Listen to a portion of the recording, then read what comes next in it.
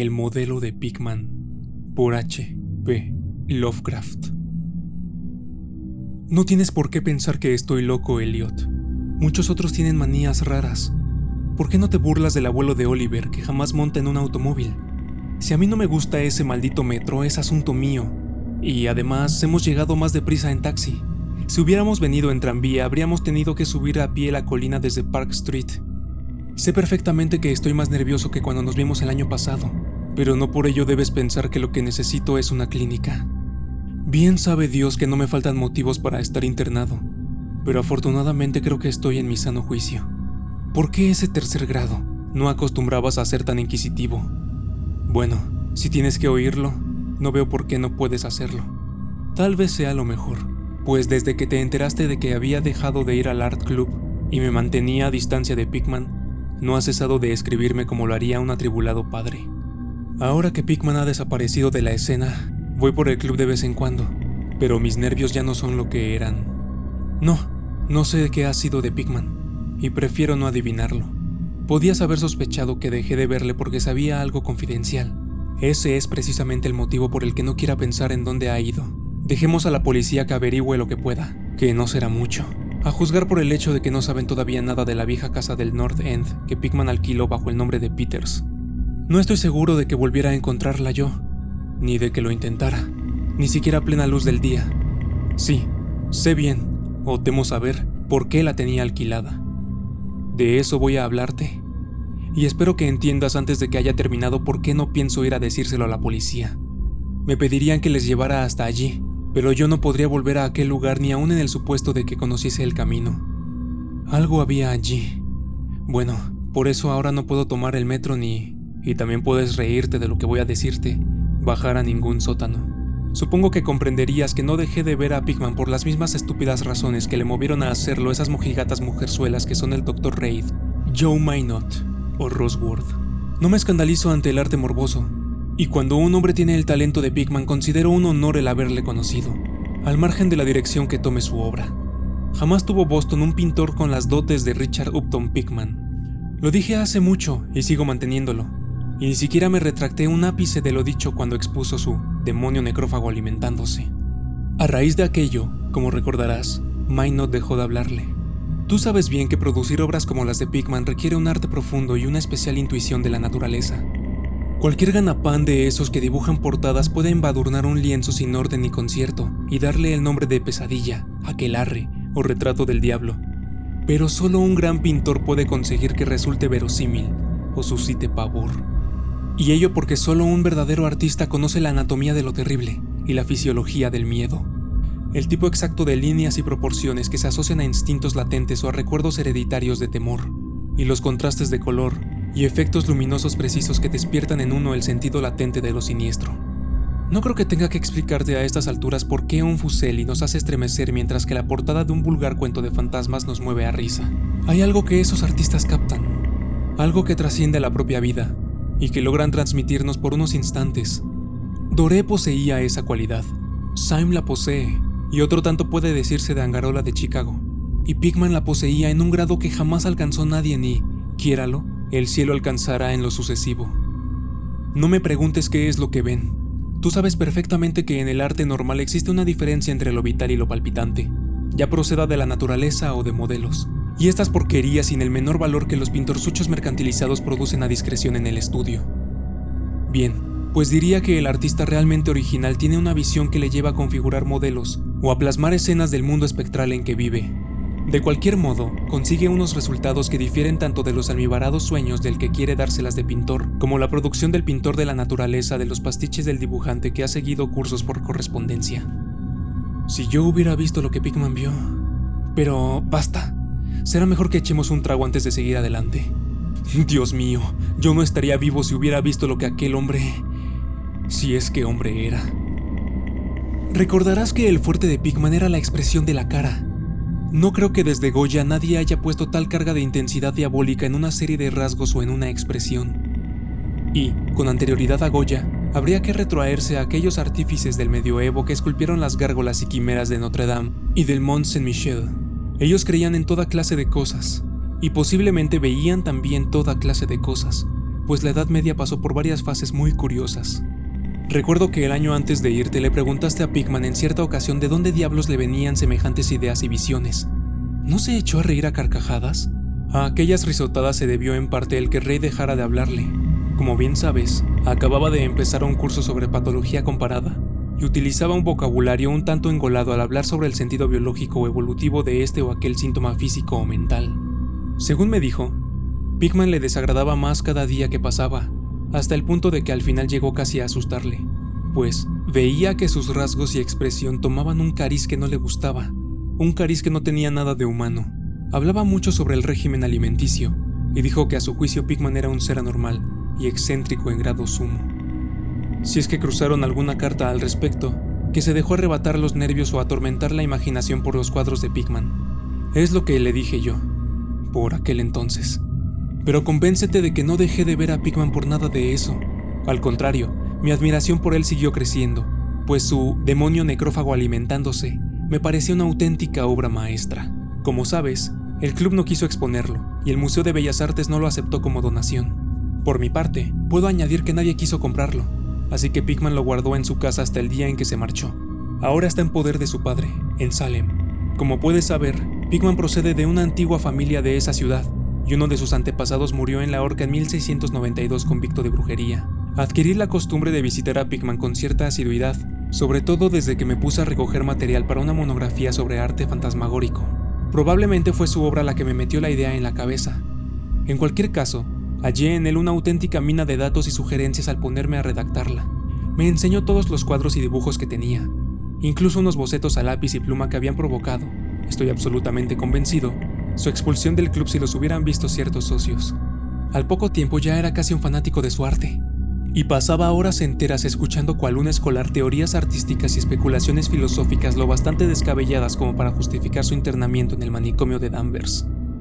La admiración por mi héroe, unida al hecho de que la gente empezaba a tener cada vez menos trato con él, le hizo mostrarse extremadamente confidencial conmigo. Y una tarde me insinuó que si mantenía la boca bien cerrada y no me hacía el remilgado, me mostraría algo muy poco corriente, algo que superaba con creces lo que guardaba en casa.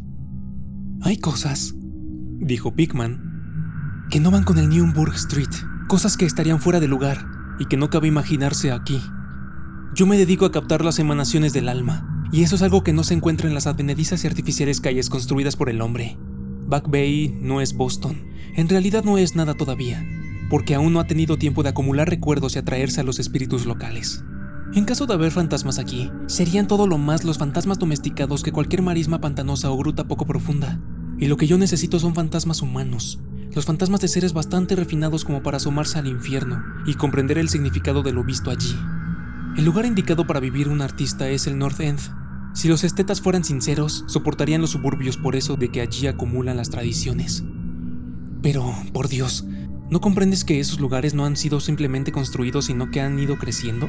Allí, generación tras generación, la gente ha vivido, sentido y muerto, y en tiempos en que no se temía ni vivir, ni sentir, ni morir. ¿Sabías que en 1632 había un molino en Copp's Hill y que la mitad de las calles actuales fueron trazadas hacia 1650? Puedo mostrarte casas que llevan en pie 2 siglos y medio, e incluso más, casas que han presenciado lo que bastaría para ver reducida a escombros una casa moderna. ¿Qué sabe el hombre de hoy de la vida y de las fuerzas que se ocultan tras ellas? Para ti los embrujos de Salem no pasan de una ilusión, pero me encantaría que mi tatarabuela pudiera contarte ciertas cosas. La ahorcaron en Gallows Hill, bajo la mirada santurrona de Cotto Mather. Mather, maldito sea su nombre. Temía que alguien consiguiera escapar de esta detestable jaula de monotonía. Ojalá alguien le hubiese hechizado o sorbido la sangre durante la noche. Puedo mostrarte una casa en donde Mather vivió, y otra a la que temía entrar a pesar de todas sus encantadoras baladronadas. Sabía cosas que no se atrevió a decir en aquel estúpido Magnalia, o el no menos pueril Maravillas del Mundo Invisible. ¿Sabías que hubo un tiempo en que todo el North End estaba agujereado por túneles a través de los cuales las casas de ciertas personas se comunicaban entre sí, y con el camposanto, y con el mar? Mucho procesar y mucho perseguir a cielo descubierto. Pero cada día sucedían cosas que no podían entender, y de noche se oían risas que no sabían de dónde provenían. En 8 de cada 10 casas construidas antes de 1700, y sin tocar desde entonces, podría mostrarte algo extraño en el sótano. Apenas pasa mes que no se oiga hablar de obreros que descubren galerías y pozos cubiertos de ladrillos, que no conducen a parte alguna, al derribar este o aquel edificio. Tuviste ocasión de ver uno cerca de Heckman Street, desde el ferrocarril elevado el año pasado. Allí había brujas y lo que sus conjuros convocan, piratas y lo que ellos trajeron del mar, contrabandistas, corsarios, y puedo asegurarte que en aquellos tiempos la gente sabía cómo vivir y cómo ensanchar los confines de la vida. Este no era, sin duda, el único mundo que le era dado a conocer a un hombre inteligente y lleno de arrojo. Y los cerebros son tan inocuos que hasta un club de supuestos artistas se estremece y sufre convulsiones si un cuadro hiere los sentimientos de los contertulios de un salón de té de Bacon Street. Lo único que salva al presente es que su estupidez le impide cuestionar con sumo rigor el pasado. ¿Qué dicen en realidad los mapas, documentos y guías acerca del North Street? Bah, tonterías. Así, a primera vista, me comprometo a llevarte a 30 o 40 callejas y redes de callejuelas al norte de Prince Street, de cuya existencia no sospechan ni 10 seres vivos fuera de los extranjeros que pululan por ellas. ¿Y qué saben de ellas esos hombres de facciones mediterráneas? No, Thurber, esos antiguos lugares se encuentran en el mejor de los sueños, rebosan de prodigios, terror y evasiones de lo manido, y no hay alma humana que los comprenda ni sepa sacar partido de ellos. Mejor dicho, no hay más que una, pues yo no me he puesto a escarbar en el pasado para nada.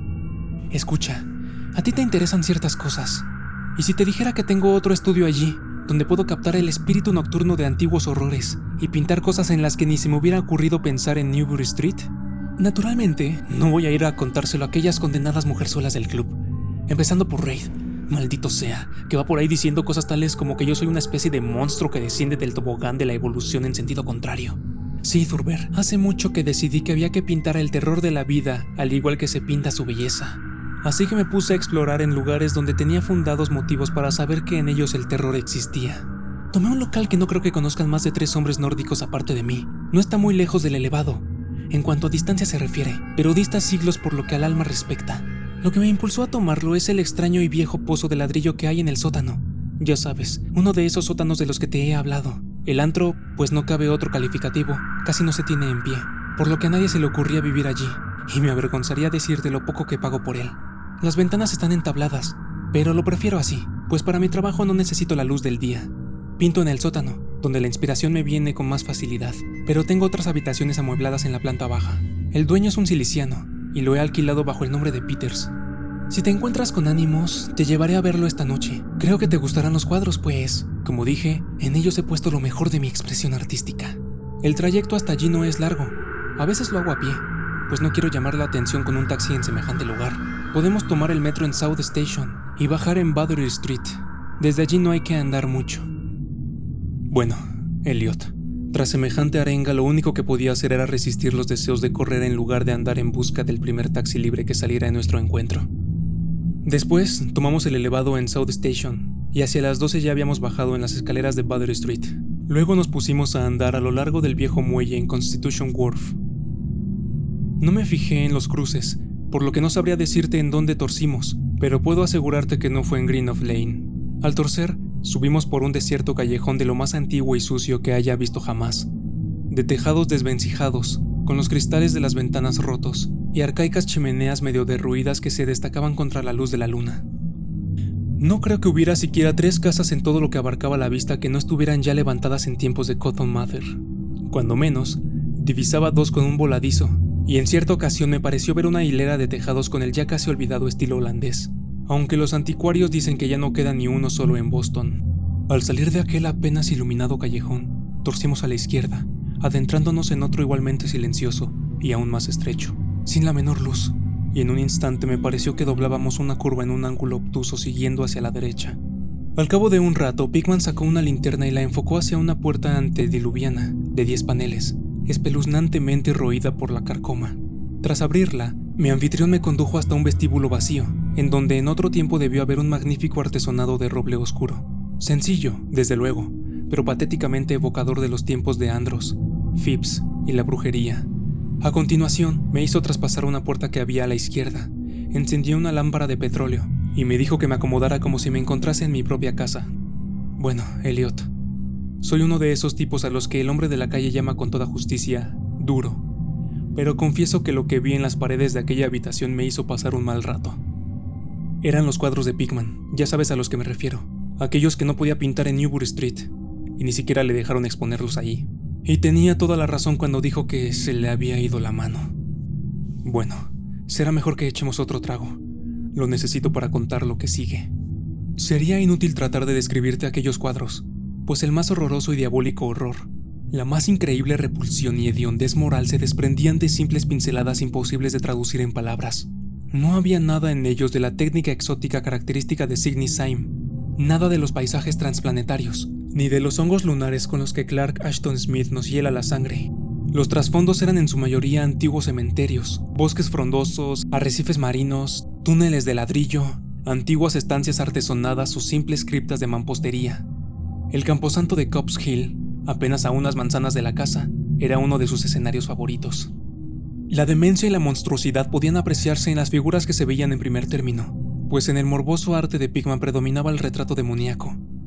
Rara vez aquellas figuras eran completamente humanas, aunque con frecuencia se acercaban en diverso grado a lo humano. La mayoría de los cuerpos, si bien toscamente bípedos, tenían una tendencia a inclinarse hacia adelante y un cierto aire canino. La textura de muchos de ellos era de una aspereza bastante desagradable al tacto. Parece como si los estuviera viendo. Se ocupaban en... Bueno, no me pidas que entre en detalles. Por lo general estaban comiendo, pero será mejor que no diga qué. A veces los mostraba en grupos en cementerios o pasadizos subterráneos, y a menudo aparecían luchando por la presa, o mejor dicho, el tesoro descubierto. Y qué expresividad tan genuinamente diabólica sabía en ocasiones infundir Pickman a los ciegos rostros de tan macabro botín. De cuando en cuando, se les veía saltando en plena noche desde ventanas abiertas, o agazapados sobre el pecho de algún durmiente, al acecho de su garganta. En un lienzo se veía a un grupo de ellos aullando alrededor de una bruja ahorcada en Gallows Hill, cuyas demacradas facciones guardaban un extraordinario parecido con las de aquellos seres. Pero no creas que fueron aquellas horripilantes escenas lo que me hizo perder el sentido. No soy un niño de 3 años, y no es, ni mucho menos, la primera vez que veo cosas así. Eran los rostros, Elliot, aquellos endiablados rostros que miraban de soslayo y parecían querer salir del lienzo como si les hubiese inspirado un aliento vital. Dios mío, juraría que estaban vivos. Aquella bruja nauseabunda que se veía en el lienzo había despertado a los fuegos del Averno, y su escoba era una varita de sembrar pesadillas. Pásame la garrafa, Elliot. Había algo llamado la lección. Santo cielo, en mala hora lo vería. Escucha, ¿te imaginas un círculo de inefables seres de aspecto canino agazapados en un cementerio enseñando a un niño a comer según su usanza? El coste de una presa producto de una suplantación, supongo. Ya sabes, el viejo mito de esos extraños seres que dejan sus vástagos en la cuna en sustitución de las criaturas humanas que arrebatan. Pickman mostraba en ese cuadro lo que les depara la fortuna a los niños así arrebatados. ¿Cómo crecen? Cuando justo entonces comencé a ver la espantosa afinidad que había entre los rostros de las figuras humanas y las no humanas. Por medio de aquellas gradaciones de morbosidad entre lo resueltamente no humano y lo degradadamente humano trataba de establecer un sardónico nexo evolutivo. Los seres caninos procedían de los mortales. Y apenas acababa de inquirirme qué hacía con las crías que quedaban con los seres humanos a modo de trueque, cuando mi mirada tropezó con un cuadro que representaba a la perfección dicha idea. Se trataba de un antiguo interior puritano, una estancia de gruesas vigas con ventanas de celosía, un largo banco y un mobiliario del siglo XVII de estilo bastante tosco, con la familia sentada en torno al padre mientras éste leía las escrituras. Todos los rostros, salvo uno, mostraban nobleza y veneración, pero ese uno reflejaba la burla del Averno. Era el rostro de un varón de edad juvenil. Sin duda pertenecía a un supuesto hijo de aquel piadoso padre, pero en realidad era de la parentela de los seres impuros. Era el niño suplantado, y, en un rasgo de suprema ironía, Pickman había pintado las facciones de aquel adolescente de forma que guardaban un extraordinario parecido con las suyas. Para entonces, Pickman había encendido ya una lámpara en una habitación contigua, y, cortésmente, abrió la puerta para que pasara yo, al tiempo que me preguntaba si quería ver sus estudios modernos. Me había sido imposible darle a conocer muchas de mis opiniones. El espanto y la repugnancia que se apoderaron de mí me dejaron sin habla, pero creo que comprendió perfectamente cuáles eran mis sensaciones y se sintió muy halagado. Y ahora quiero que quede claro una vez más, Elliot, que no soy uno de esos alfeñiques que se lanzan a gritar en cuanto ven algo que se aparta de lo más mínimo de lo habitual. Me considero un hombre maduro y con algo de mundo, y supongo que con lo que viste de mí en Francia te basta para saber que no soy un tipo fácilmente impresionable. Ten presente, por otro lado, que acababa de recobrar el aliento y de empezar a familiarizarme con aquellos horribles cuadros que hacían de la Nueva Inglaterra colonial una especie de antesala del infierno.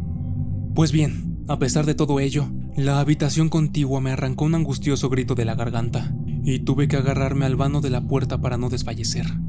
En la otra estancia, había un sinfín de engendros y brujas invadiendo el mundo de nuestros antepasados, pero lo que había en esta nos traía el horror a las puertas mismas de nuestra vida cotidiana. Dios mío, qué cosas pintaba aquel hombre. Uno de los lienzos se llamaba Accidente en el metro, y en él, un tropel de abominables seres surgían de alguna ignota catacumba a través de una grieta abierta en el suelo de la estación de metro de Boylston Street, y se lanzaban sobre la multitud que esperaba en el andén. Otra mostraba un baile en Cobb's Hill, en medio de las tumbas, sobre un fondo actual. También había unas cuantas vistas de sótanos, con monstruos que se deslizaban furtivamente a través de agujeros y hendiduras abiertos en la mampostería, haciendo siniestras muecas mientras permanecían agazapados tras barriles o calderas, y aguardaban a que su primera víctima descendiera por la escalera. Un horrible lienzo parecía recoger una amplia muestra representativa de Beacon Hill, con multitudinarios ejércitos de los mefíticos monstruos surgiendo de los escondrijos que acribillaban el suelo. Había asimismo tratamientos libérrimos de bailes en los cementerios modernos. Pero lo que me impresionó más que nada fue una escena en una ignota cripta, en donde multitud de fieras se apelotonaban en torno a una de ellas que sostenía entre las manos y leía en voz alta una conocida guía de Boston. Todas las fieras apuntaban a un determinado pasaje, y todos los rostros parecían contraídos con una risa tan epiléptica y reverberante que creí incluso oír su diabólico eco. El título del cuadro era Holmes, Lowell y Longfellow yacen enterrados en Mount Auburn. A medida que recobraba el ánimo y me iba acostumbrando a aquella segunda estancia de arte diabólico y morboso, me puse a analizar algunos aspectos de la repugnancia y aversión que me inspiraba todo aquello. En primer lugar, me dije a mí mismo, aquellos seres me asqueaban porque no eran sino la más fiel muestra de la total falta de humanidad e insensible crueldad de Pickman. Semejante personaje debía ser un implacable enemigo de todo el género humano, a tenor del regocijo que mostraba por la tortura carnal y espiritual y la degradación del cuerpo humano. En segundo lugar, lo que me producía pavor en aquellos cuadros era precisamente su grandeza. Aquel arte era un arte que convencía. Al mirar los cuadros veíamos a los demonios en persona y nos inspiraban miedo. Y lo extraño del caso era que la subyugante fuerza de Pickman no provenía de una selectividad previa o del cultivo de lo extravagante. En sus cuadros no había nada de difuso, de distorsionado, ni de convencional. Los perfiles estaban bien definidos y los detalles eran precisos hasta rayar en lo deplorable. ¿Y qué decir de los rostros? Lo que allí se veía era algo más que la simple interpretación de un artista. Era el mismo infierno, retratado cristalinamente y con la más absoluta fidelidad. Eso es justo lo que era.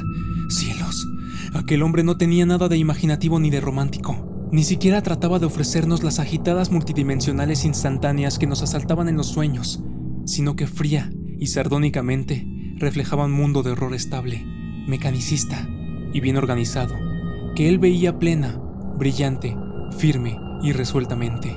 Solo Dios sabe lo que podría ser ese mundo, o dónde llegó a vislumbrar Pickman las sacrílegas formas que trotaban, brincaban y se arrastraban por él.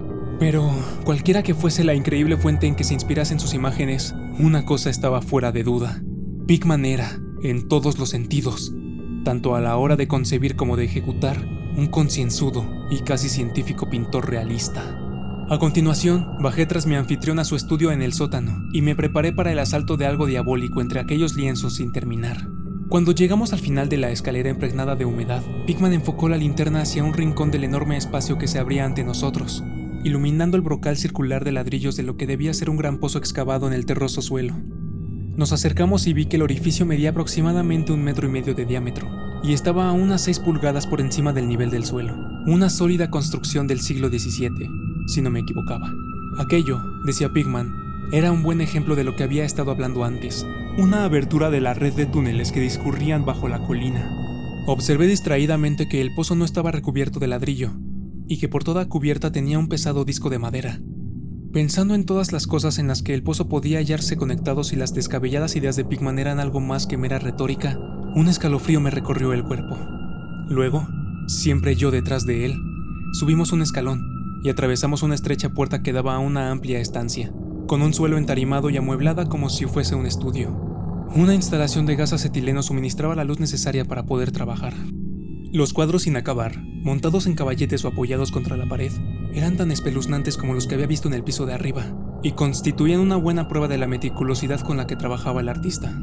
Las escenas estaban esbozadas con sumo cuidado, y las líneas trazadas a lápiz hablaban por sí solas de la prolija minuciosidad de Pickman al tratar de conseguir la perspectiva y proporciones exactas. Era todo un gran pintor, y sigo sosteniéndolo hoy aún con todo lo que sé.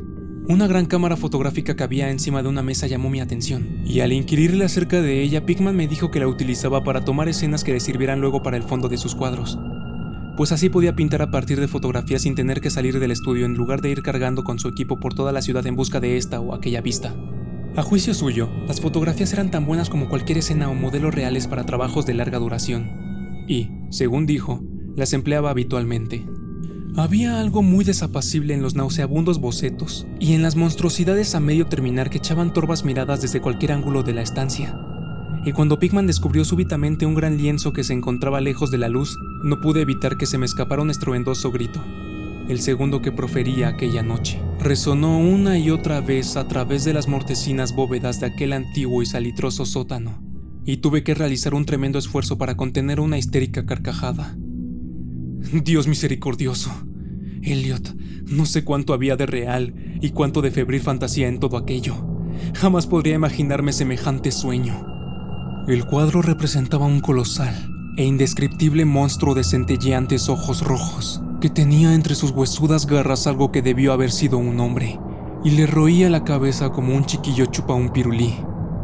Estaba en cuclillas, y al mirarle parecía como si en cualquier momento fuera a soltar su presa en busca de un bocado jugoso.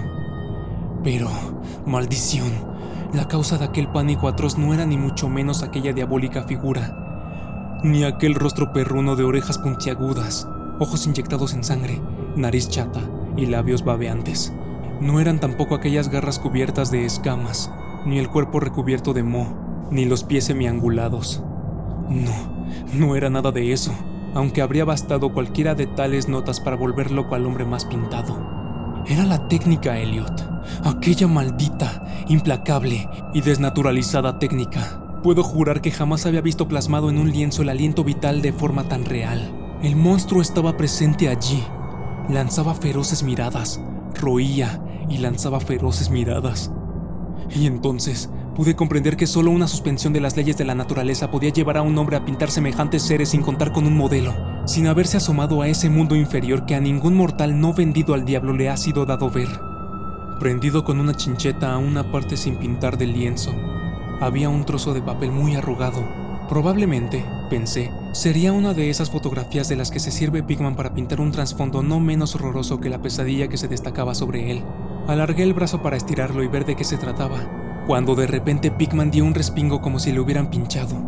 Había estado escuchando con suma atención desde que mi grito de pavor despertó insólitos ecos en el oscuro sótano, y ahora parecía estar poseído de un miedo que, si bien no podía compararse con el mío, tenía un origen más físico que espiritual. Sacó un revólver y me hizo un gesto para que me callara, tras lo cual se encaminó al sótano principal y cerró la puerta detrás suyo.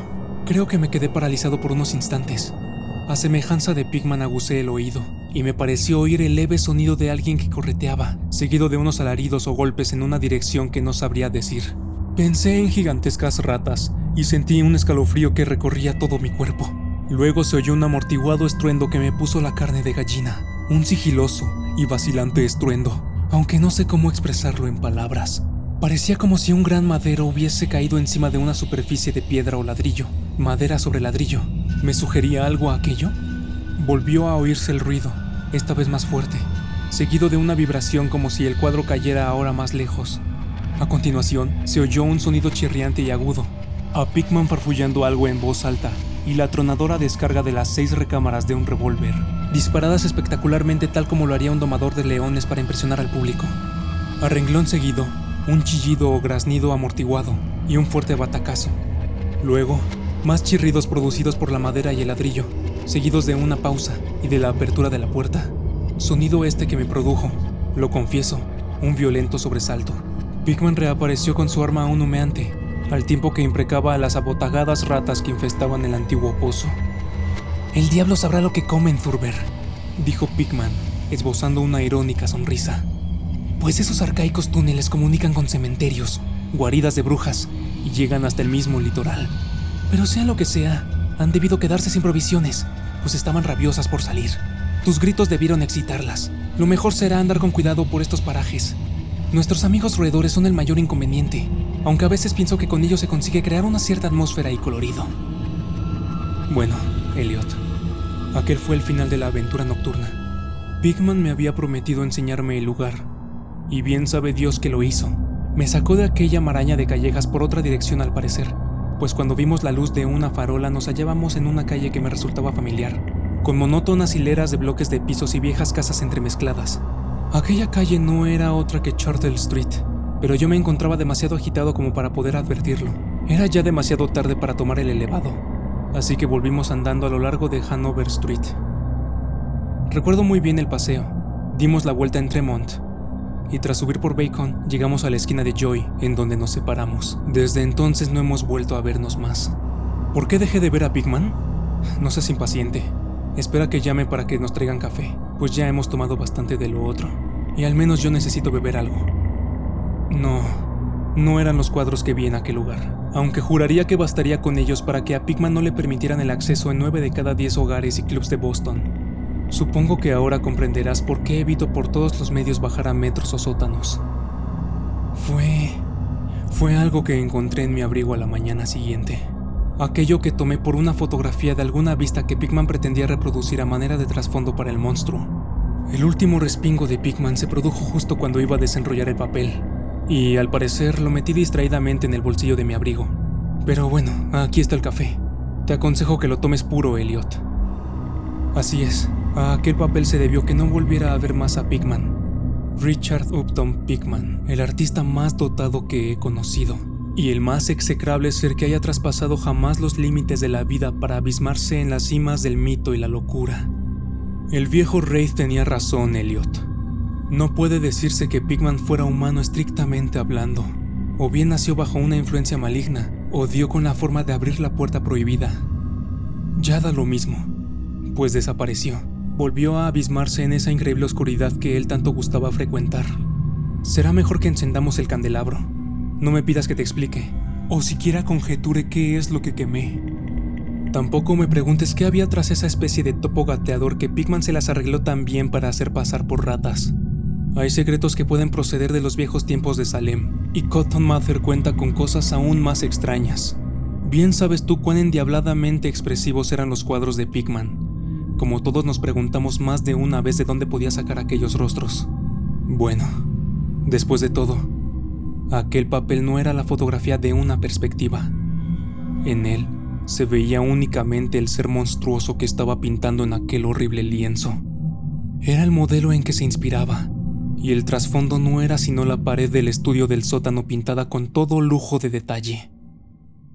Por el amor de Dios, Elliot, aquella era una fotografía tomada del natural.